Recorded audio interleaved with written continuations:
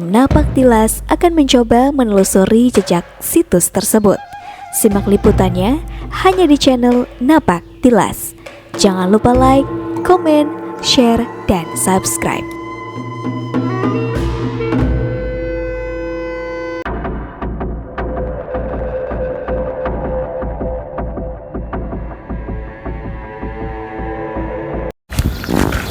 Oke teman-teman, kita akan explore ya di komplek situs ini, karena di sini kompleknya cukup luas ya, ada sekitar 3 hektar ya, lebih ada sekitar 3 hektar, dan konon katanya kemungkinan di sini adalah pusat keraton ya, atau pemerintahan zamannya Nimas ini Gede Jamaras ya.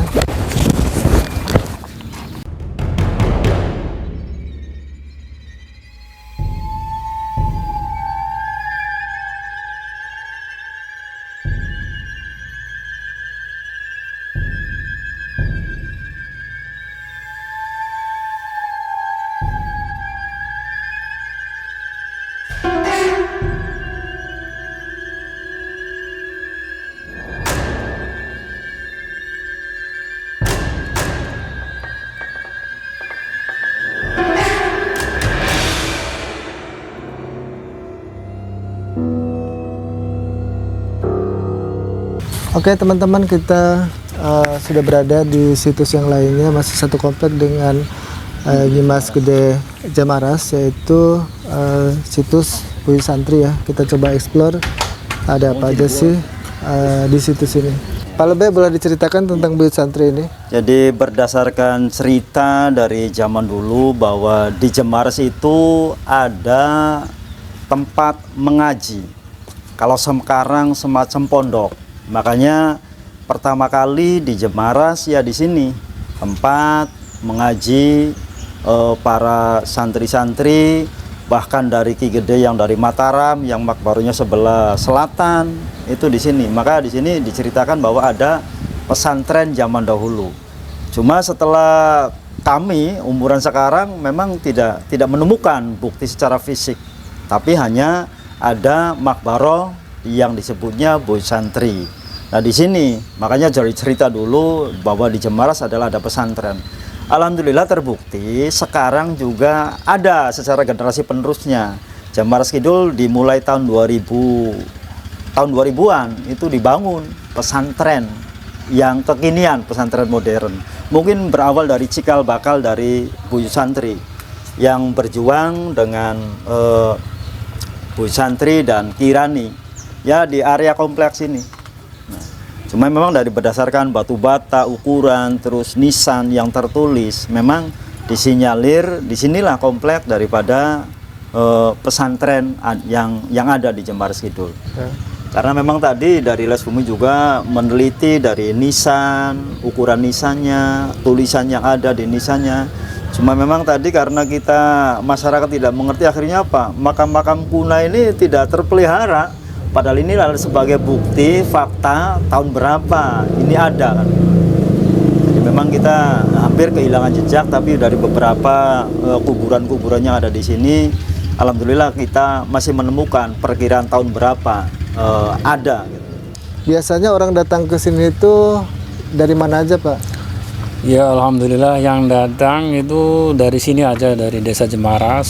Alhamdulillah ada acara rutinan tahlilan setiap hari raya Lebaran Idul Fitri, itu dirutinakan tahlilan bersama oleh rombongannya Bapak Kiai Lebe Satar saking Jemaras Selor.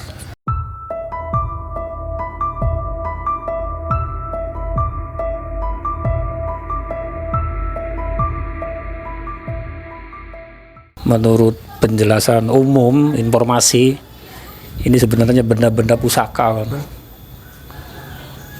Kalau yang ini nggak tahu nih ya, yang mana ini Mbak Buyut Santrinya aku nggak tahu. Oh jadi dua kuburan ini tidak terdefinisi. Cuma disinyalir tokoh yang itu, tokoh yang berjuang menjadi ustadz atau kiai yang tadi yang membangun dan membina kegiatan keagamaan di pesantren Jemaras. Kebetulan saya sering komunikasi dengan orang-orang tua zaman dahulu.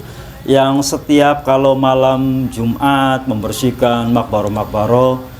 Kadang malam juga ada yang pengen menenangkan dengan berbagai masalah, tirakat lah kalau secara bahasa Jawa. Ya kadang dengan doa memohon kepada Allah Subhanahu wa taala, kadang menjumpai yang berjubah tinggi dengan bawa kuda. Jadi ada temuan-temuan semacam itu, dan memang dari beberapa yang mereka tirakat ya berkata semacam itu. Jadi ada sosok jubah tinggi yang seperti kalau sekarang kostum ulama lah, tinggi besar dari ujung sampai ke bawah itu memang putih-putih, dan areanya dari sebelah barat ke sini. Nah makanya juga menjadi pemikiran, kok kenapa masyarakat jarang yang kuburan-kuburan barat itu di sini, kebanyakan di sebelah utara. Mungkin secara tidak langsung apakah ini secara kebetulan memang di sini adalah, kalau secara makam adalah makam orang-orang yang besar atau gimana, kita wallahu alam, kita nggak tahu. Tapi di sini masih luas secara pemakaman. Hanya orang-orang tertentu saja, sebelah barat juga masih ada. Nah, sebelah barat itu ada galian baru yang kalau berdasarkan pitutur bahwa kerbonya Mbah Kuwu untuk membajak sawah itu kan membajaknya kan di daerah Selangit. Makanya di Selangit itu ada tanah yang memang kalau di sana secara geografis untuk membuat sumur sebagai kebutuhan masyarakat di Selangit itu terlalu dalam, Pak. Nah, cuma ada di tanah Jemaras Kidul biasa normal. Makanya tanah Jemaras Kidul yang sekarang ada sumur itu tetap dilestarikan oleh masyarakat Desa Selangit. Karena apa? Untuk kebutuhan kesehari-harian. Jadi kalau kemarau panjang mereka masyarakat sekitar kekeringan, di sumur Jemaras itulah, tanah Jemaras itulah masih ada stok air. Makanya diakui secara mitos kok bisa terjadi tanahnya sama tapi kadar airnya berbeda. Nah di sebelah barat itu kita mulai tahun kemarin dicari, karena di situ disinyalir ada kubangan tempat tadi, apakah para santri berupa kola atau apa, dan alhamdulillah di kemarau yang panjang ini airnya itu cepat bening, bersih, tidak berbau, dan sampai sekarang alhamdulillah dilestarikan sebagai bukti bahwa memang di sini dulu ada tadi kola untuk suci, pesucen atau untuk tempat wudhu untuk beribadah kita sebagai muslim.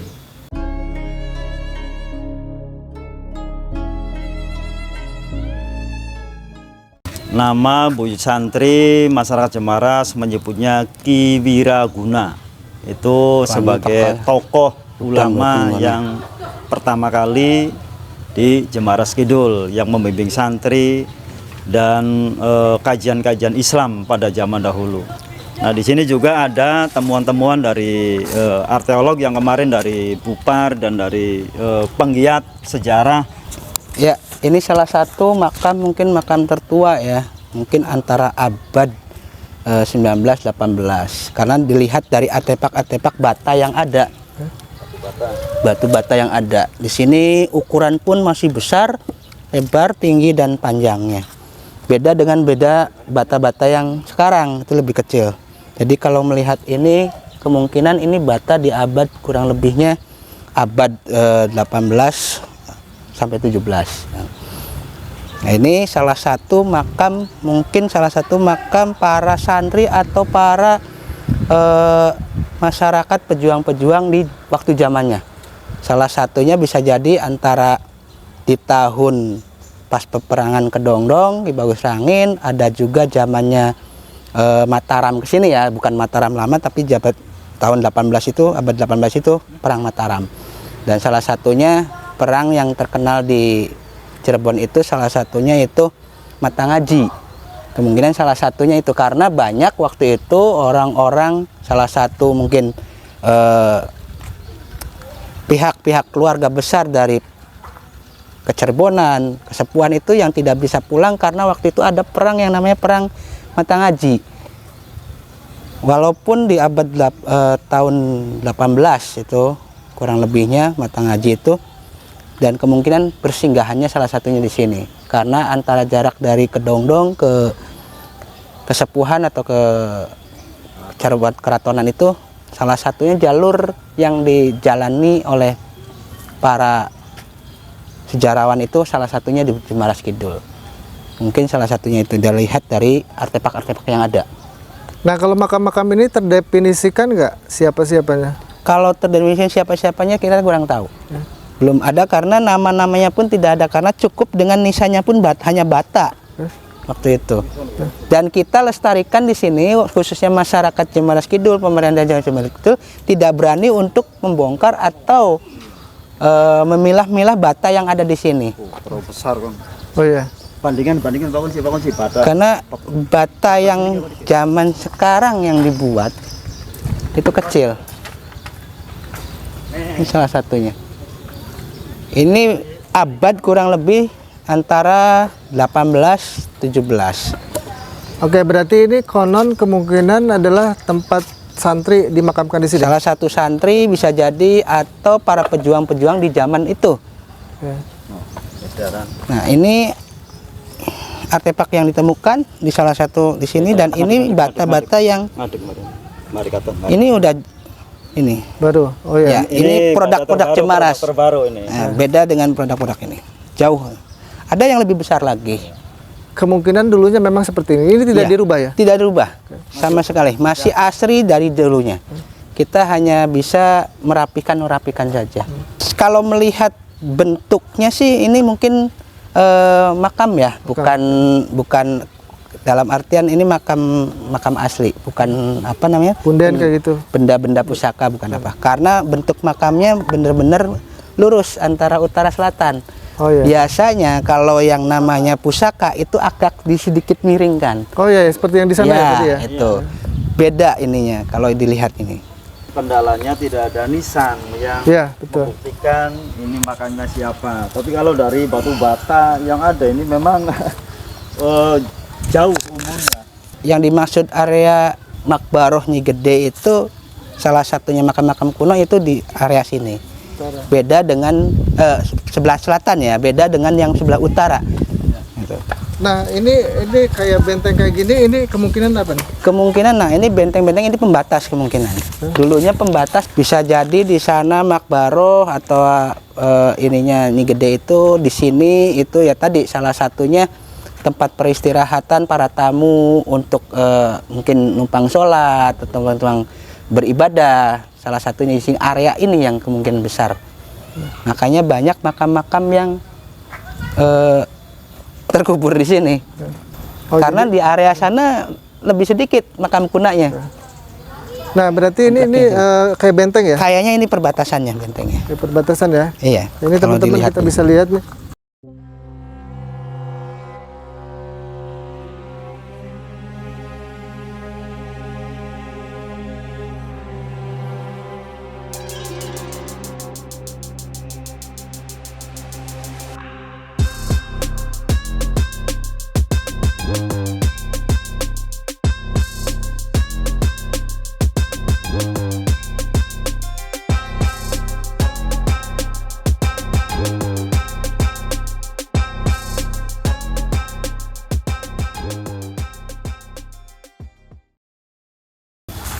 Yang bisa nyambung dengan sebelahnya kan masjid.